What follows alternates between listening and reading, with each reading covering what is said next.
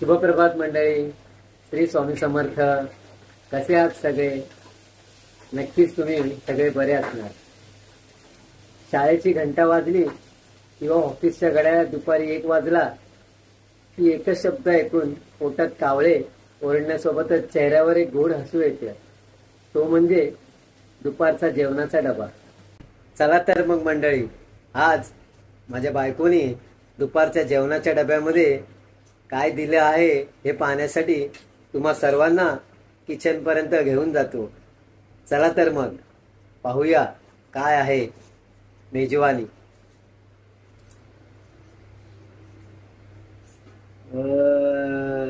आज काय मग स्पेशल 2 दिवसानंतर? हे पहा, गरमागरम नरम चपात्या नेहमीप्रमाणे. नंतर आपण आता पुढे सरकतो आहे. वा वा वा वा, भुर्जी गरमागरम.